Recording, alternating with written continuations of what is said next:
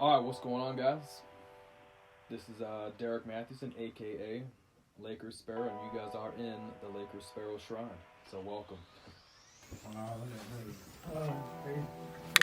This is the Sparrow Shrine. So this has been probably about 25 years, give or take, in the making.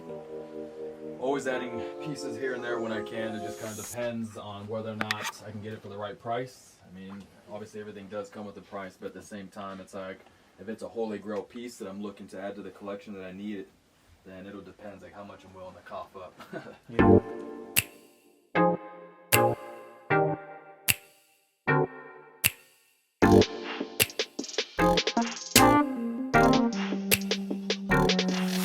Probably wasn't until about maybe 2000, give or take, is when I first started collecting some of my like simple pieces like cars. I collected a few pennants.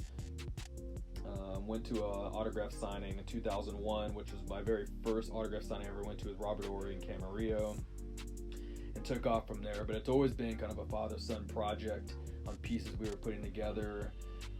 But not just that, it was like, there was a difference between memorabilia and paraphernalia. And it was like, we wanted to put together a collection of stuff that wasn't as easy to find. And not only that, like actually meeting the players in person and getting its autograph signed ourselves. So this one right here being the first. So this is Kobe Bryant's signed 81-point game ticket. Wow. So that's the game ticket where he's obviously scored 81 points that game. I got that signed at the practice facility as well, but I would love to send this in to get authenticated because that will probably only double the value. With it not being authenticated, it still has a great value price to it, but one of the prized gems in the collection.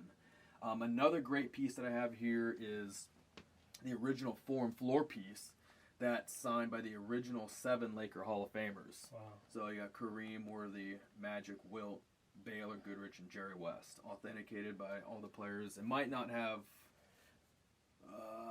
I think I got Worthy's autograph for free, so I don't think that one's authenticated. But for the most part, that's a really cool piece, as well as this one here. Authenticated by both players, but this is a limited print, a starting lineup that's signed by both Magic and Larry Bird.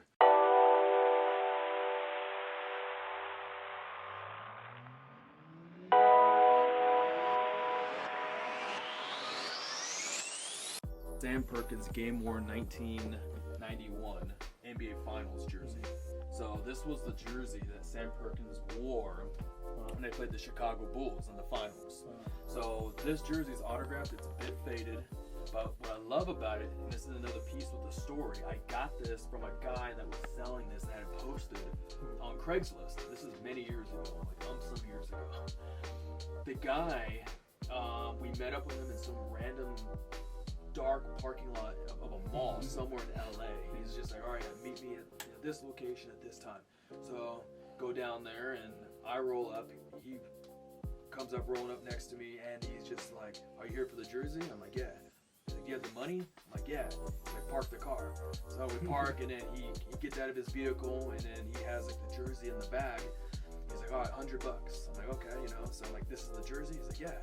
So he hands me the bag, I open it up, I'm looking at the jersey, I'm like, wow, this is beautiful. I'm like, what's the story behind it? Or where'd you get it at least?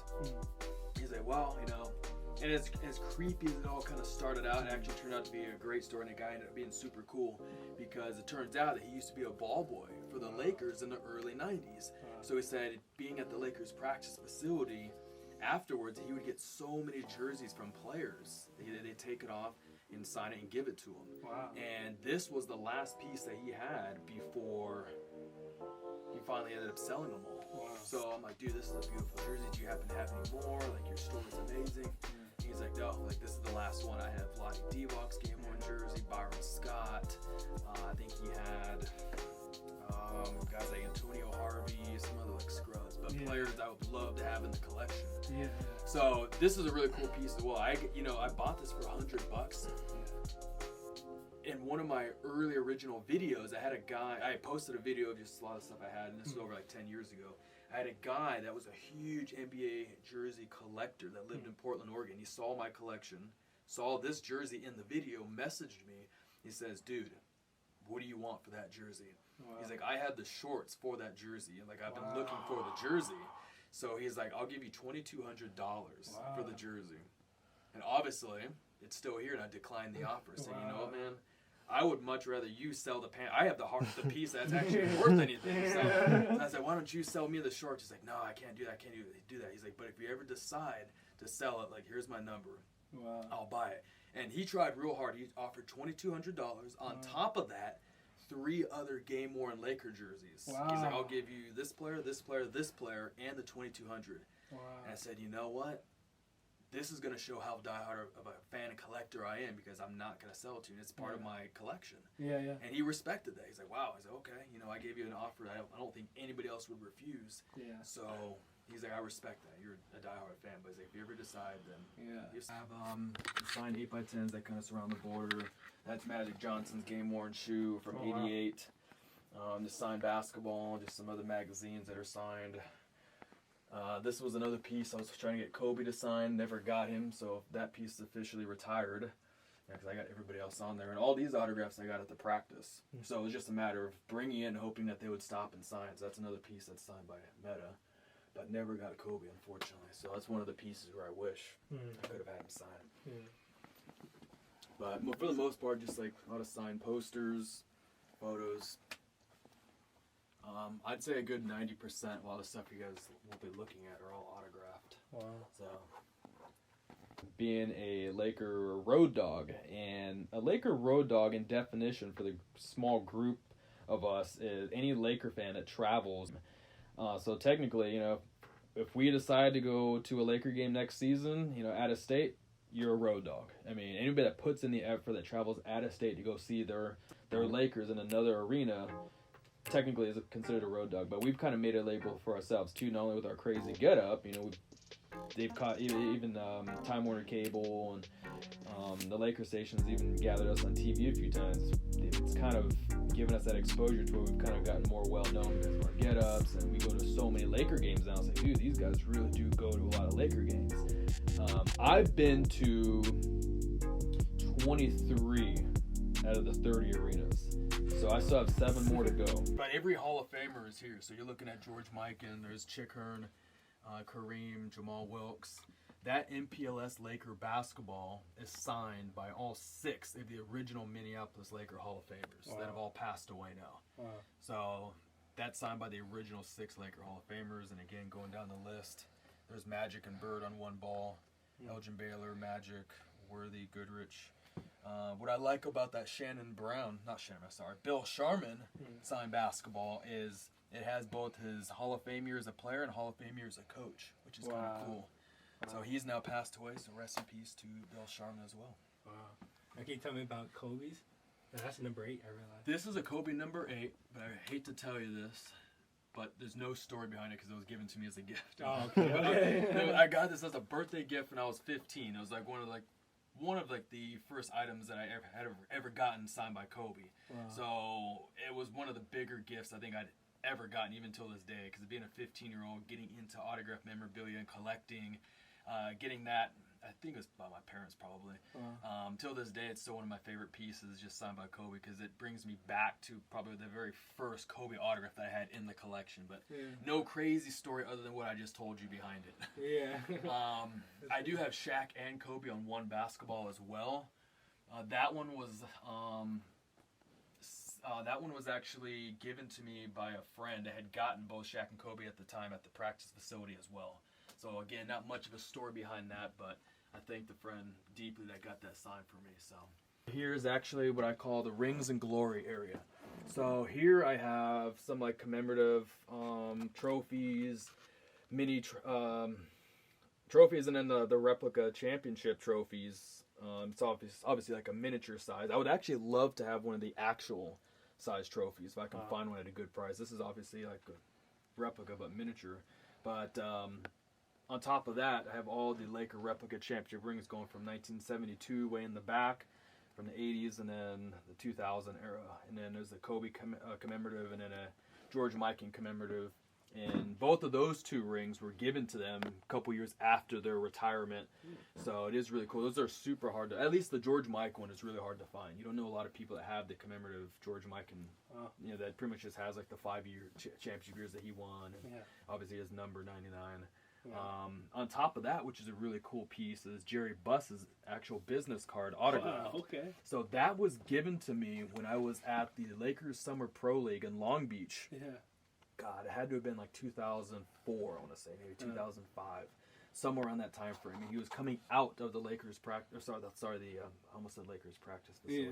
Yeah. The Pyramid. Yeah, the pyramid we're in from Long Beach. Yes, yeah. you guys know. There you go. Thanks for correcting me. Yeah. So at the pyramid in Long Beach. So back at that time, that's when they used to have the Summer Pro League games there. He's coming out. I didn't have anything for him. I just wanted a picture with him. Yeah. And I said, hey, Jerry Buss, can I get a picture with you? I'm like, I wish I can have some to sign for you. But he's like, oh, hold on a second, So he actually gives me his business card, and he already had a pen on him, and he signed that for me. So that was really, really cool. Until this day, that's always another great piece. Yeah. Just in the story behind it as well that can share with other people. Yeah, and he gave up his number too. So yeah, I mean, we'll have a couple actual business cards from players. So that's Bill Sharman's business card at one point, Stu Lance's business card, and then Byron Scott's business card. Wow. So I do have those. Whether or not, I've never actually tried calling the number, to be honest with you. That's just funny. like send him an email or a text like, "Yo, what's up, Scott? This is Sparrow. Can I come by the house today?" Yeah. So yeah, I do have those, which are really cool. But these are kind of, again, it's like kind of like the Rings and Glory era, just like mini trophies.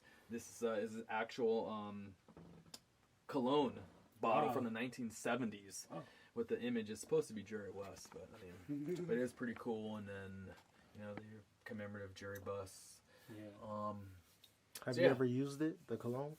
When I bought it, it was already empty. So you can kind of smell like the scent in there, but it was already empty when I got it. So, maybe when you look up here, just more vintage, like almost postcard size, like index cards here. These are really cool, and I'm a huge fan of like old school stuff like this.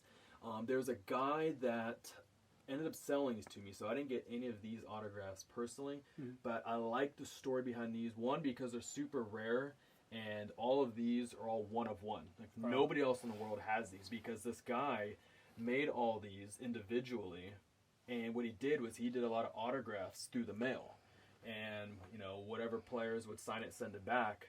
He had like a collection of over like 10,000 pieces through all sports. And the guy's finally liquidating his collection, and he's been hitting me up, being like, "Hey, I'm finally selling this piece, this piece, this piece." And he's like, "What players are you interested in?" I said, "Just the Lakers." So I've been able to kind of gather some of these by Whitey Scoop in the Minneapolis days, Frank Selvey, picked up some of the Gail Goodrich and some of the Laker Hall of Famers. This Jerry West I got from him. I love this kind of stuff because it's unique, but nobody else has this, and that's what I love about my collection, being able to gather some of these pieces from like forgotten players, like even like Frank Selvey, like I was telling you about. Yeah. These are only a limited print of only 5,000. Having those signed, they've now passed away. Hot Rod Hundley, he's now passed away. I got this signed when he was the play-by-play caller for the Utah Jazz. Wow. He obviously played for the Lakers in Minneapolis days, but we got a hold of him and sent that to the Utah Jazz organization, and he signed that as well as a few other things. Signed it, sent it back, and then probably 8 years later he passed away. So we're like, damn, dude, I'm glad we. And in reference, I say we because it's kind of something me and my dad have been doing for a long time, but. We're glad that we sent it out to him because this is kind of a really hard autograph to get. He didn't sign a whole lot. Right. So, and then the Wheaties boxes goes back to the 87, 88 year, 09, 010. That Wheaties boxes and the one in the middle from the 09 season signed by everybody except for Derek Fisher and Kobe. So we'll never be able to get Kobe, but Fisher's the last one that I need on that, and I can complete that. This Wheaties box is signed by the 6 on the cover, and on the back of that, there's actually a kind of like a group shot, like the middle one. Yeah. So I have guys like Kurt Rambis, who else? Michael Thompson signed the back of it. So. Wow. Cool. All right. Well, I think we should start the interview now. All right. Yeah.